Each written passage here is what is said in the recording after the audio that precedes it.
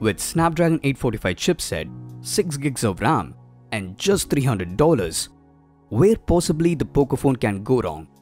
Hearing everyone say how good the smartphone is, it just got me thinking, how is the smartphone even real? Thus, in this video, I'm gonna tell you all the reasons why I possibly won't shift to the Pocophone F1 as my daily driver.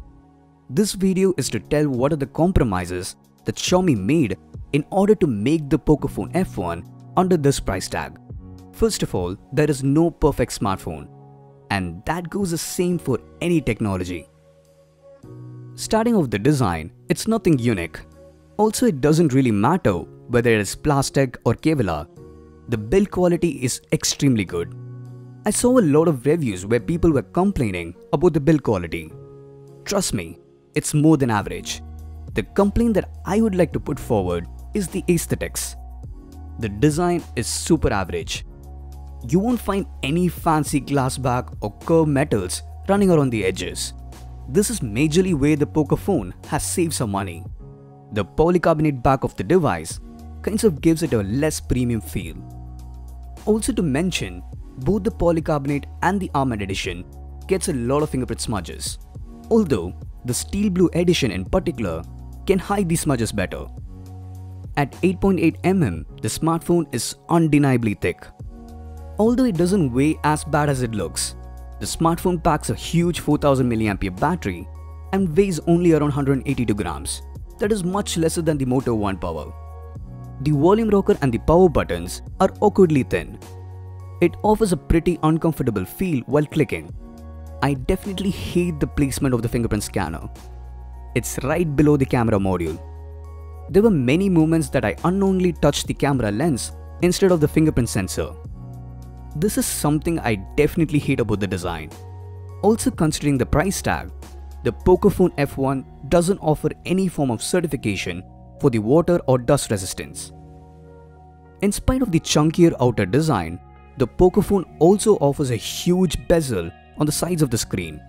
Also the super huge ugly notch, which leads to the odd display ratio of 18:7:9. But still, the space is well occupied. You're provided with an earpiece, extraordinary selfie camera, a IR emitter and receiver for providing one of the best facial recognition from the mid-range league. Also, it's important to mention that Xiaomi has avoided the oleophobic coating for saving some cost, which means without a proper screen protector, you're gonna end up with a lot of fingerprint smudges on the screen. Now, talking about the performance, I really don't have any complaints. In spite of all the specs that we know by now, like the Snapdragon 845 chipset, 6 or the 8 gigs of RAM, the device still surprisingly offers a liquid cooling system, which is similar to the Note 9. We did come across a lot of smartphones that integrated the 845 chipset and failed badly when it comes to thermal throttle. But Xiaomi took this seriously and has offered a cooling system that potentially can overcome the throttling issue. Keeping the performance in priority, Xiaomi did cut down the price in the other places. The device comes with 4000 mAh power battery. It also supports fast charging and is thus provided with a 18-watt quick charger. On an average, you get 30 to 38% of juice from 30 minutes of charging with a stock charger. Although it doesn't really juice up fast, as I kind of feel that the device doesn't really take the full potential of the Qualcomm 3.0 technology. Somewhat, the hardware isn't rightly optimized. With the battery provided, a real-time user can potentially go up to 2 days of runtime, while a heavy user can definitely get through a day.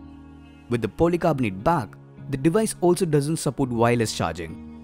Also, yes, for the price tag, it's too much to ask for.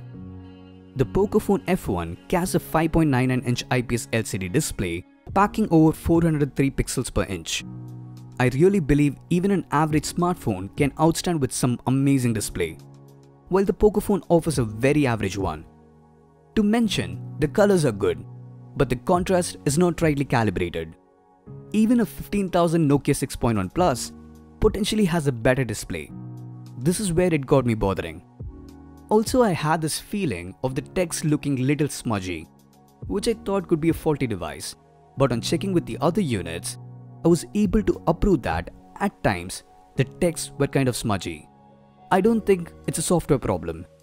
I also came across threats of backlight bleeding, especially in black screens. Okay, the multi-touch issue. This is one of the biggest complaints that I had been hearing from the F1 users. Sometimes even I face this issue while playing games like PUBG or Guns of Boom. Either there was a ghost touch or only one finger was recognized. This issue can be solved with a very small software update, but in stock, this gave me a bad experience. Since my childhood, I had the privilege to experience a ton of custom ROMs on various devices. No matter where I go, I always return back to the stock Android. It's undoubtedly clean and stable. I have been following the MIUI even before it was officially taken up into smartphones. Personally, I still believe there is a lot of room for improvement. The MIUI is just a glorified skin, not more, not less. For an example, the line spacing. They have become big, and that is huge disappointment. Maybe Xiaomi wanted to give its users comfortable reading, but unfortunately, they have less condensed lines, which makes only a part of the content appear on such a huge screen. Sometimes I even got this unrecognizable flicker while using some apps. Also, the updates are going to be super slow, which means you're not going to have the best of Android experience in time. The real attractiveness is in the speed at which the firmware updates can be delivered to a device. The Pocophone is definitely gonna lack that. Okay, now let's talk about the camera. This definitely is one of the best performing camera on a smartphone till date.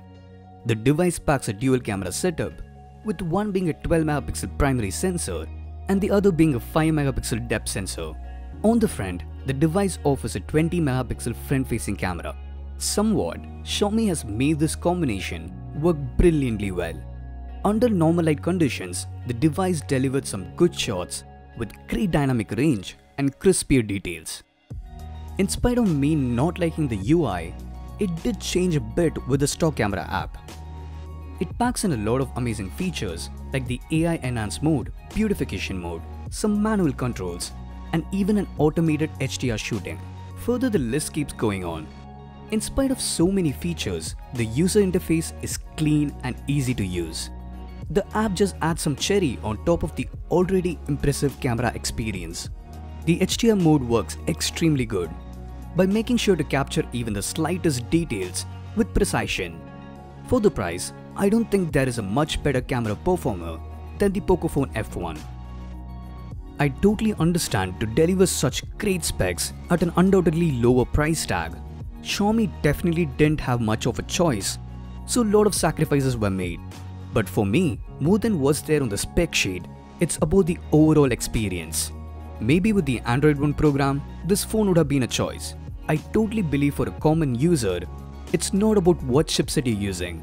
It's about whether your device can potentially deliver a flawless experience, both in terms of build quality or the real-time usage.